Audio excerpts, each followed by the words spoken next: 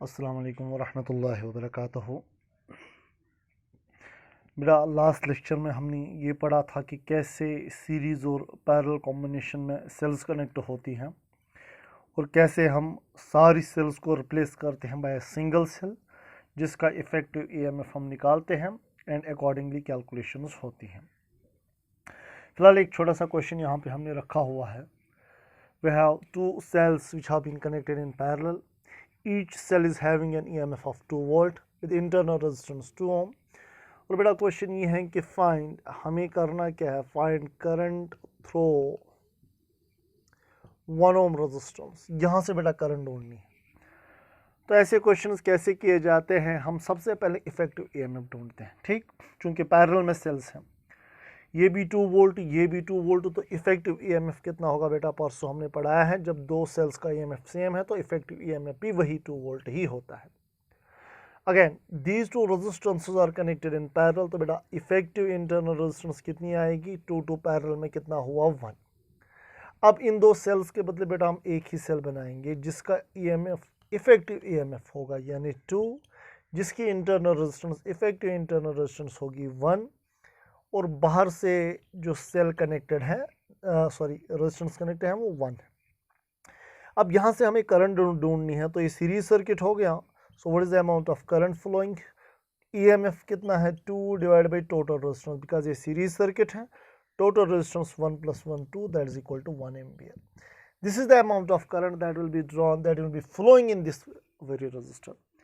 इसी तरह से अगर आप इस रजिस्टर के अक्रॉस पोटेंशियल डिफरेंस ढूंढना चाहोगे, that will B current into resistance. Current 1 है, रेजिस्टेंस 1 है, तो पोटेंशियल डिफरेंस जो बेटा होगा that will be equal to 1 volt. और चूंकि करंट यहाँ से आ रही है, तो रजिस्टर को जहाँ से करंट एंटर करती है वो बनता है पॉजिटिव, ये बनता है नेगेटिव। इस रजिस्टर के अक्रॉस पोटेंशियल डिफरेंस जो होगा दैट विल बी 1 वोल्ट, और उसका पॉजिटिव होगा, ये नेगेटिव। लेकिन मसला तो तब क्रिएट हो रहा है जब सेल्स का ईएमएफ सेम नहीं है। मान लीजिए सेल का ईएमएफ 2 वोल्ट है, ये सेल का ईएमएफ 4 वोल्ट है, तो ऐसे सीन में इफेक्टिव ईएमएफ क्या लेंगे, 2 लेंगे, 4 लेंगे, या क्या लेंगे, तो वो समझाने की कोशिश करेंगे, ठीक। यानी मैं नोट पॉइंट लिखूंगा, if the cells have unequal EMF,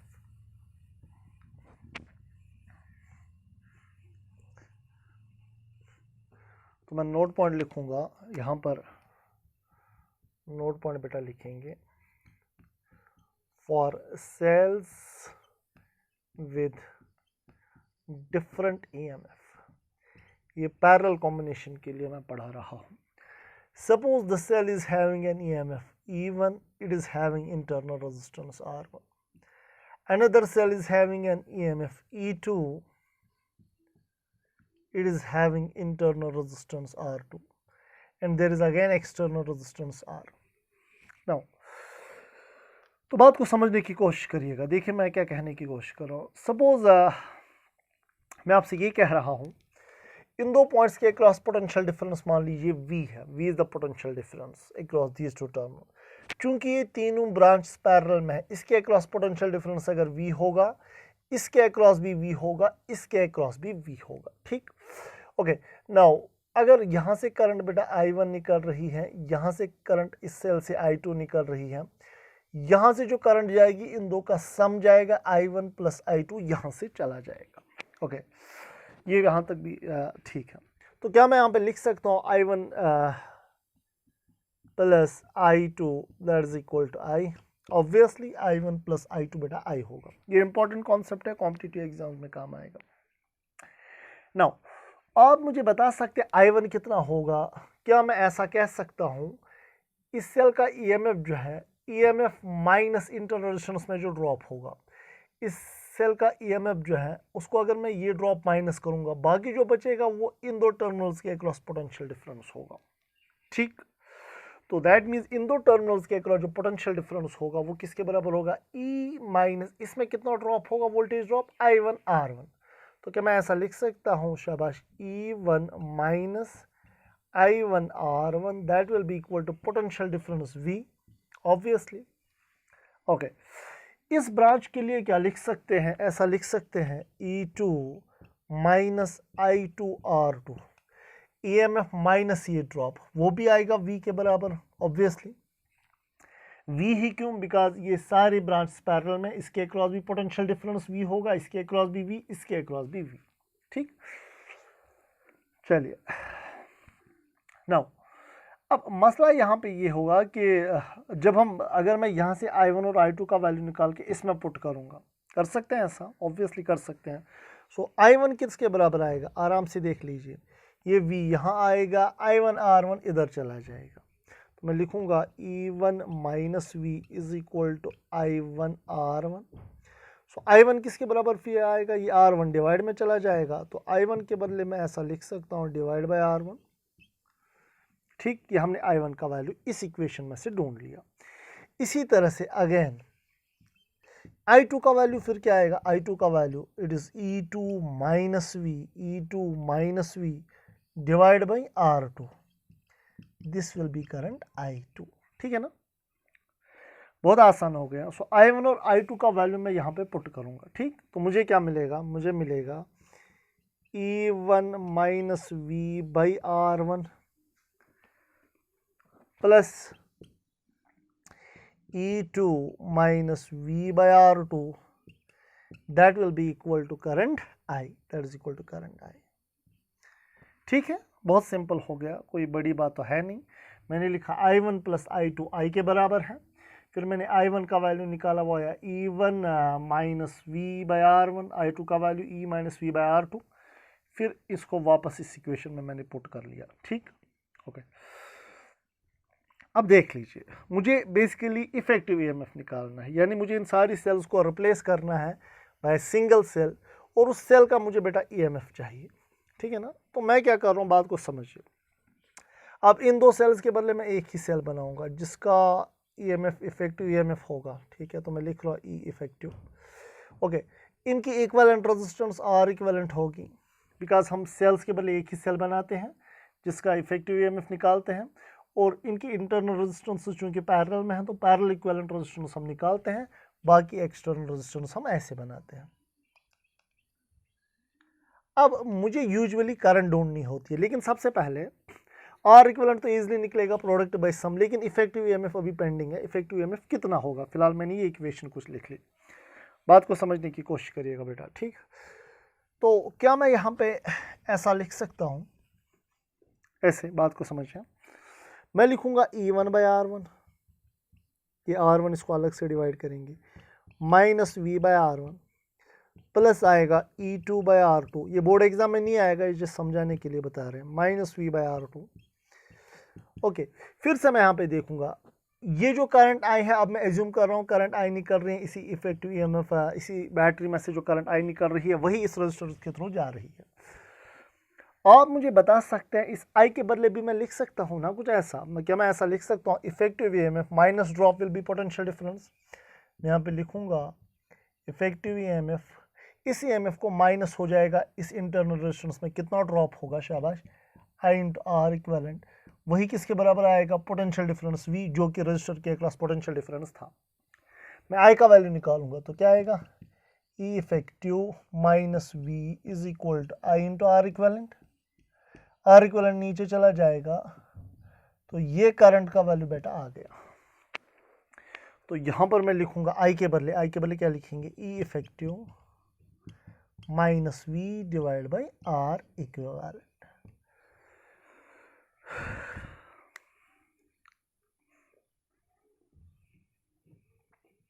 बस हो गया, हमारा काम हो गया। देख लीजिए, इन दो को अलग से लिखेंगे तो ये आएगा E1 bye R1 plus E2 bye R2, ये दो में से V सेम है तो मैं लिखूंगा minus V 1 by R1 plus 1 by R2। ठीक, ओके, इसके बदले मैं लिखूंगा E effective by R equivalent minus V by R equivalent, ये R इक्विवेलेंट दोनों को अलग से डिवाइड किया। अगर मैं इनको कंपेयर करूंगा तो यहां से आ रहा है E effective by R equivalent इसके बराबर आ रहा है, ये V है 1 बाय R इक्विवेलेंट आएगा 1 by R1 plus 1 by R2, because parallel combination है। 1 by R equivalent is 1 by R1 plus 1 by R2। So that mean जब आप ये कंपेयर करेंगे, ये वाली टर्म इस वाली टर्म के साथ कंपेयर होगी और ये वाली टर्म इस वाली टर्म के साथ कंपेयर होगी। And I am interested in this very term because I need to find the effective EMF. ठीक है, तो जब मैं इन दो को आपस में कंपेयर करूंगा तो मुझे क्या मिलेगा? Suppose I am comparing these two, तो क्या मिलेगा?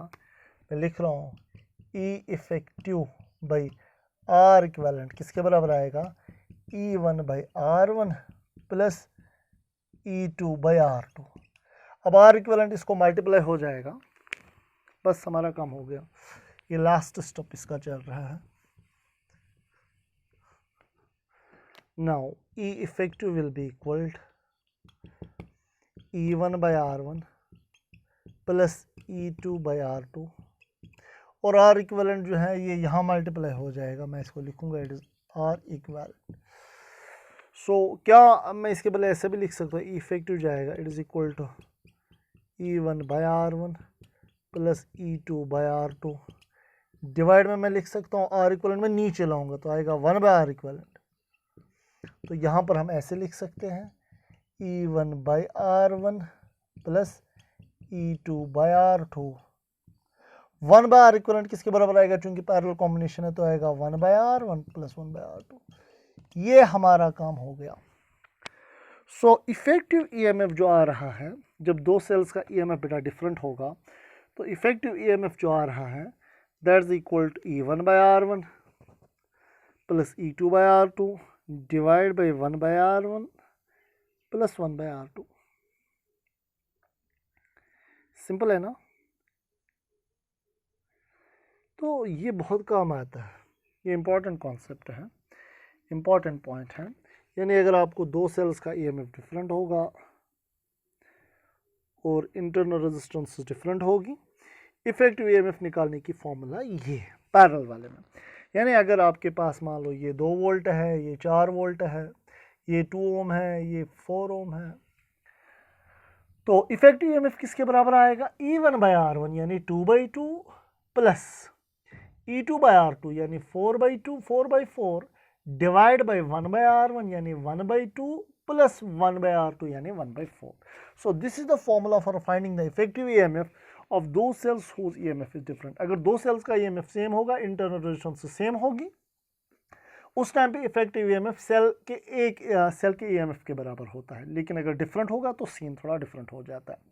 और दैट मीन्स अब ये सारा इफेक्टिव ईएमएफ आप यहाँ पे पुट करेंगे, इक्विवेलेंट रेजिस्टेंस जो पैरेलल कॉम्बिनेशन की यहाँ पे पुट करेंगे, ये एक्सटर्नल रेजिस्टेंस आर है और आप इजीली इस नेटवर्क में करंट ढूंढ सकते हैं। एक छोटा सा क्वेश्चन करेंगे इसके ऊपर।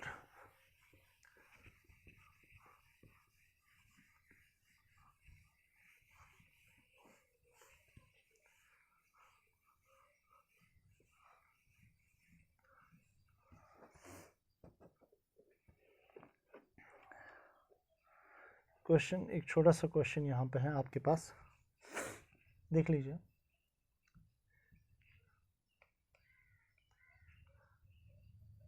कॉम्पिटिटिव एग्जाम्स में ज़्यादातर इसी पे क्वेश्चन आते हैं, पैरेलल कॉम्बिनेशन में डिफरेंट ईएमएफ। इनफैक्ट JEE 2018 में शायद आया हुआ है क्वेश्चन, देखेंगे सारा कुछ।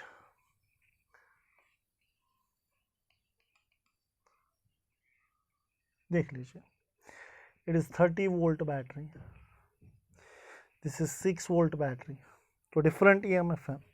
It is 6 ohm, this is 3 ohm, this is 5 ohm. Question है फाइंड करंट आई, हमें करंट आई ढूंढनी है। फाइंड आई।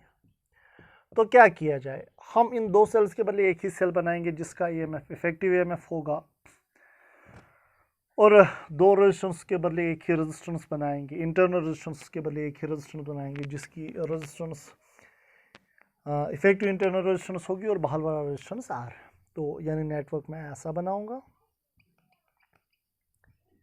ये इफेक्टिव ईएमएफ मैं लिखूंगा, यहाँ पर रेजिस्टेंस जो है आर इफेक्टिव लिखेंगे, इक्विवेलेंट रेजिस्टेंस आप लिख लीजिए, इक्विवेलेंट इंटरनल रेजिस्टेंस, और बाहर से हमारे रेजिस्टेंस 5। सिंपल। तो सबसे पहले इफेक्टिव ईएमएफ कैसे ढूंढा जाए? अभी हम पढ़ चुके, इफेक्टिव ईएमएफ किसके बराबर आएगा? E1/R1 यानी 30/6 प्लस E2/R2 यानी 6/3 डिवाइड बाई 1/R1 यानी 1/6 प्लस 1/R2 यानी 1/3। ठीक है ना। तो बस ये सॉल्व कर लेना। चलिए दोनों का डिनोमिनेटर हम लाएंगे 6, तो क्या मिलेगा यहाँ पे, सो बनेगा 30/6 प्लस इसका भी डिनोमिनेटर 6 लाने के लिए 2 मल्टीप्लाई करना पड़ेगा, ऊपर भी 2 मल्टीप्लाई करना पड़ेगा, तो ये बनेगा 12/6। ठीक, बिकॉज वापस कैंसिलेशन होगी, 2 3 ज़ा 6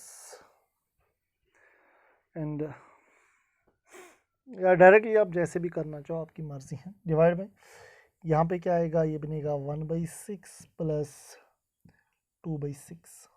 ठीक, तो यहाँ पर अब क्या आएगा, 30 + 12 हो गया 42/6 divide by 3/6, so 6 will cancel out, so that is equal to 42/3, 42/3। सो ये हमारा आ रहा है बेटा इफेक्टिव ईएमएफ। ठीक, इफेक्टिव ईएमएफ यही है। Okay, what is effective internal resistance, क्योंकि ये पैरेलल में है, ये दो पैरेलल में, प्रोडक्ट बाई सम यानी 6 × 3 डिवाइड बाई 6 + 3, तो बनेगा 18/9, दैट इज इक्वल टू 2 ओम। कितना आया ये, 2 ओम आया। ठीक, तो बताइए अब करंट कितनी निकलेगी, तो बस हमारा काम हो गया। What is the amount of current, यहाँ से कितनी करंट फ्लो होगी, I, it will be equal to effective EMF that is 42/3 divide by total resistance, ये आई 2, ये 5 हो गया 7, तो ये क्या आएगा यहाँ पे, इट इज 42 डिवाइड बाई 21। ठीक है, so it is obviously 2, so that means 2 ampere current will be flowing. Simple, 2 ampere का करंट फ्लो कर रहा होगा इसमें। सो ऐसे हमने देखा कि कैसे जब सेल्स का ईएमएफ डिफरेंट होगा कैसे आप इफेक्टिव ईएमएफ निकालेंगे, फिर कैसे क्वेश्चन को सॉल्व करने की कोशिश करेंगे। ठीक है, ओके, तो आपको आपके लिए और एक क्वेश्चन मैं यहाँ पे दे सकता हूँ,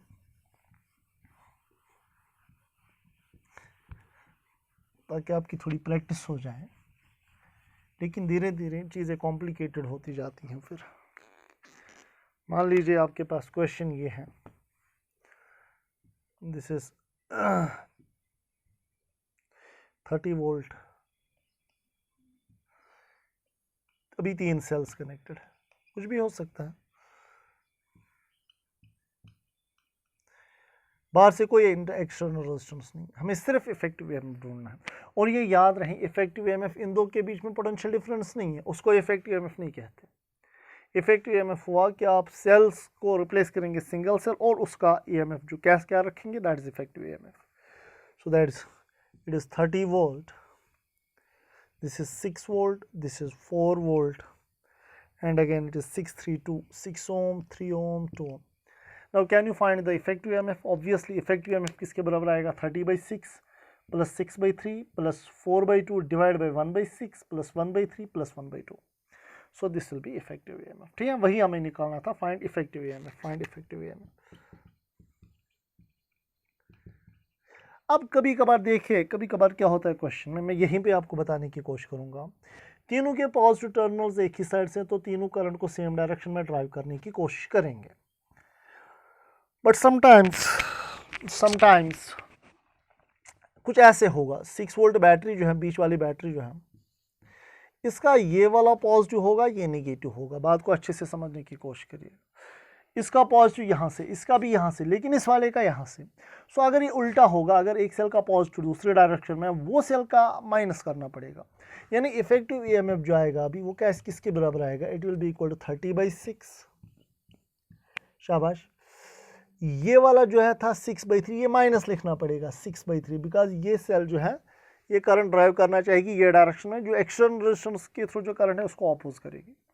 सो ये वाला माइनस लिखना पड़ेगा, फिर ये वाला वापस क्या आएगा प्लस, शाबाश, 4/2 डिवाइड बाई रेजिस्टेंस के टाइम पे माइनस नहीं लिखना है, यानी 1/6 प्लस 1/3 प्लस 1/2। आ रही है बात समझ? अगर एक सेल का टर्मिनल या अगर दो सेल्स का टर्मिनल उल्टा होगा तो वो माइनस लिखना पड़ेगा, उनका माइनस लिखना पड़ेगा। और ओवरऑल यहाँ से जब ये वैल्यू पॉजिटिव आएगा, इसका मतलब है ओवरऑल पोलैरिटी ऐसे ही है, ये वाली ओवरऑल पोलैरिटी है। अगर ये इफेक्टिव ईएमएफ माइनस आता है, इसका मतलब इसका ज़्यादा इफेक्ट था इस सेल का इफेक्ट फिर ज़्यादा है। तो अगर ये इफेक्टिव ईएमएफ नेगेटिव आएगा तो इसका मतलब है यहाँ पॉजिटिव है और यहाँ नेगेटिव लेना पड़ेगा। आई रिपीट, अगर इफेक्टिव ईएमएफ यहाँ से पॉजिटिव है इसका मतलब है इनका ज़्यादा असर है, तो पोलैरिटी फाइनल सेल की यही रहेगी, यानी यहाँ से पॉजिटिव यहाँ से नेगेटिव। अगर इफेक्टिव ईएमएफ नेगेटिव है इसका मतलब इसका इफेक्ट ज़्यादा है, तो इस वाली की पोलैरिटी रहेगी। ये आगे क्वेश्चंस में देखा जाएगा। ठीक है, सो ऐसे हमने देखा कि कैसे सेल्स का इफेक्टिव ईएमएफ ढूंढा जाता है जब सेल जो होती हैं किस में कनेक्टेड होती हैं, पैरेलल में जब सेल्स कनेक्टेड होती हैं। अब देख लीजिए इंपॉर्टेंट कॉन्सेप्ट्स आपके पास और आएंगे। अब कभी कभार क्वेश्चंस जो होते हैं हमारे कुछ ऐसे होते हैं, देख लीजिए क्वेश्चन क्या है। बहुत सिंपल सा क्वेश्चन आपको यहाँ पे रखेंगे ताकि आपके कॉन्सेप्ट जो है वो थोड़े और डेवलप हो जाए। देख लीजिए, ये यहाँ पर एक सेल है, ये इसके इंटरनल रेजिस्टेंस, ये और एक सेल है, ये इसके इंटरनल रेजिस्टेंस। ठीक, अच्छे से ध्यान रखिएगा, यहाँ पर ये एक्सटर्नल रेजिस्टेंस है, it is external resistance over here. ठीक है ना, ये 4 वोल्ट बैटरी मैंने रखी है, 4 वोल्ट बैटरी है, और इसकी जो ये इंटरनल रेजिस्टेंस है, suppose it's internal resistance is 2 ओम, और यहाँ पर हमने और एक, या मान लीजिए 1 ओम है इसकी 4 ओम है इसकी इंटरनल रेजिस्टेंस। ये मान लीजिए ये 2 वोल्ट बैटरी है, इसकी इंटरनल रेजिस्टेंस सपोज 2 ओम है, और ये बाहर की जो रेजिस्टेंस है ये सपोज हमने रखी है 8 ओम। क्वेश्चन हमें बता रहा है कि we have to find the current drawn from these two cells, we have to find I1 and I2। Simple question देख लीजिए क्या है, we have to find I1 and I2, I1 और I2 आपको ढूंढना पड़ेगा बेटा। ठीक, तो कैसे निकालना है I1 और I2, कैसे निकालेंगे? अगर लॉजिकली हम सोचेंगे, इस सेल का EMF जो होगा माइनस दिस ड्रॉप, यानी सेल का EMF 4 है, माइनस इसमें कितना ड्रॉप होगा I1 into 4, that will be equal to external potential difference. अगर एक्सटर्नल पोटेंशियल डिफरेंस आपको पता है, you can find the value of the current I1। So external potential difference पहले कैसे ढूंढे? अगर मैं यहाँ से करंट निकाल सकता हूँ, I इंटू R होगा पोटेंशियल डिफरेंस, और वही इसके अक्रॉस पोटेंशियल डिफरेंस होगा, वही इसके अक्रॉस पोटेंशियल डिफरेंस होगा, और मैं यहाँ से I1 का और I2 का वैल्यू इजिली निकाल सकता हूँ। सो सबसे पहले मुझे टर्मिनल पोटेंशियल डिफरेंस चाहिए, इन दो के अक्रॉस जो पोटेंशियल डिफरेंस है, और इन दो के अक्रॉस पोटेंशियल डिफरेंस जो होगा वो कैसे हम निकालेंगे? बराबर वही प्रोसीजर है, पहले इफेक्टिव ईएमएफ निकालेंगे, उसके बाद वो सारा कुछ। ठीक, तो सबसे पहले मुझे बताइए इफेक्टिव ईएमएफ किसके बराबर आएगा? What is effective EMF? That is 4/4 plus 2/2 divide by 1/4 plus 1/2, और यहाँ पर क्या आएगा तो डिनोमिनेटर 4 लाएंगे सबका, तो 4/4 प्लस यहाँ पे क्या आएगा, अगर मल्टीप्लाई करने पड़ेगा 2 तो 4/4 डिवाइड बाई 1/4 प्लस इसको 2 से मल्टीप्लाई करना पड़ेगा 2/4, सो दैट इज इक्वल यहाँ पर जो आएगा it is 4 plus 4/4 divide by 1 plus 2/4, 4 कटेगा, ये हो गया 8/3, 8/3। तो 8/3 हमारा इफेक्टिव ईएमएफ आ गया। ठीक, तो इफेक्टिव रेजिस्टेंस किसके बराबर आएगी? व्हाट इज आर इफेक्टिव, या इक्विवेलेंट रेजिस्टेंस किसके बराबर आएगी? पैरेलल में product by sum 4 into 2 divide by 4 plus 2, that is equal to 8/6, so that is equal to 4/3। या equivalent resistance, equivalent internal resistance. Effective EMF आया 8/3, इफेक्टिव आया 8/3।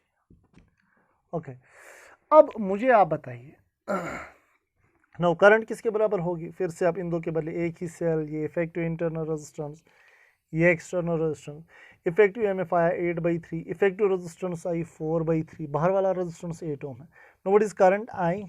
Current will be equal to 8/3 EMF divide by total resistance यानी 4/3 plus 8, so that is 8/3 divide by 4 plus 24, cross multiplication में कर रहा हूँ, divide by 3, 3 कटेगा, ये बनेगा 8/28. So 4 into 2, 4 into 7. So it is 2/7. 2/7 ampere current will be flowing through this resistance. Now, what will be potential difference across this resistance? Current into resistance. ये current आई ना, potential difference किसके बराबर होगा फिर? V किसके बराबर होगा? मैं लिख रहा हूँ यहाँ पे potential difference V will be equal to IR. So I कितना है? 2/7, R है 8, तो ये आएगा 16/7 वोल्ट. सो इसके अक्रॉस पोटेंशियल डिफरेंस कितना है? 16/7. इसके अक्रॉस भी 16/7 होगा, इसके अक्रॉस भी 16/7 होगा. सो इसके अक्रॉस पोटेंशियल डिफरेंस जो 16/7 है. अब यहाँ पे मैं देखूंगा फिर I1 किसके बराबर आएगा, तो मैं लिखूंगा नाउ, शाबाश, इसके लिए मैं लिखूंगा EMF माइनस ड्रॉप होगा पोटेंशियल डिफरेंस. EMF कितना बेटा? 4 माइनस, इसमें कितना ड्रॉप होगा? I1 इंटू R कितना है? 4. That will be equal to potential difference across these two terminals, और कितना आया है? 16/7. तो I1 किसके बराबर आएगा? So 4 ये यहाँ जाएगा, minus 16/7, that is equal to I1 into 4.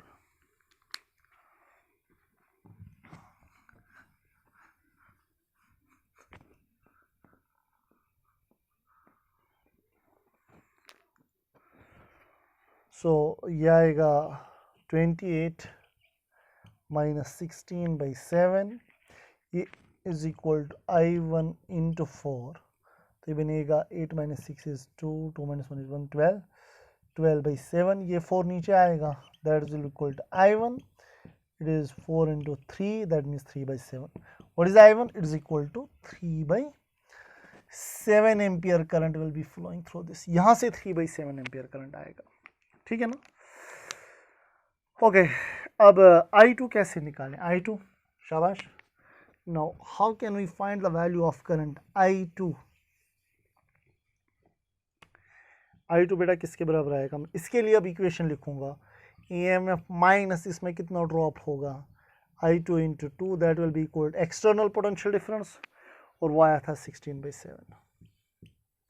सो ये यहाँ जाएगा, ये यहाँ जाएगा, तो आएगा 2 minus 16/7 is equal to I2 into 2, that is 14 minus 16/7, that will be equal to I2 into 2.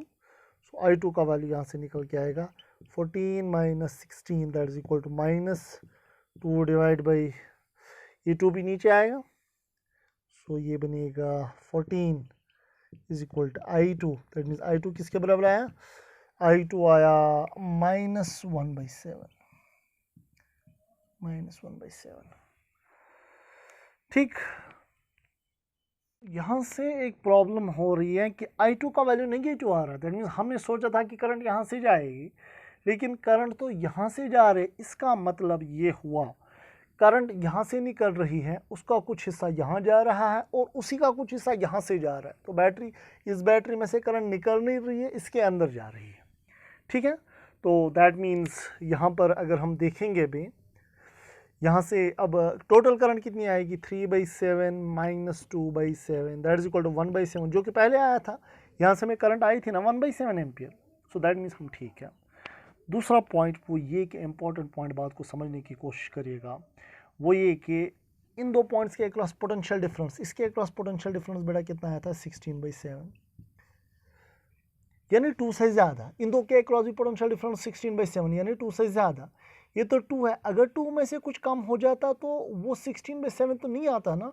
इसका मतलब है ये बैटरी चार्ज हो, दैट मीन्स करंट यहाँ से फ्लो हो रही है और उस टाइम पे EMF प्लस ड्रॉप आएगा 16/7, यानी 2 से ज़्यादा. आ रही है बात समझ? सो अब ये क्वेश्चन सॉल्व करने के दौरान ही हमें पता चल रहा है कि कौन सी करंट कहाँ की ओर जा रही है. ठीक, तो ऐसे सीन्स आपको देखने को मिलेंगे, ऐसे क्वेश्चंस आपको देखने को मिलेंगे. तो बहुत सारे ऐसे क्वेश्चंस और भी आप देखेंगे जहाँ पर ये चीज़ें रियलाइज़ होंगी आप लोगों को। ठीक, तो इंशाल्लाह नेक्स्ट लेक्चर में कुछ और क्वेश्चंस भी देखेंगे और टॉपिक भी आगे बढ़ेगा। Thank you very much.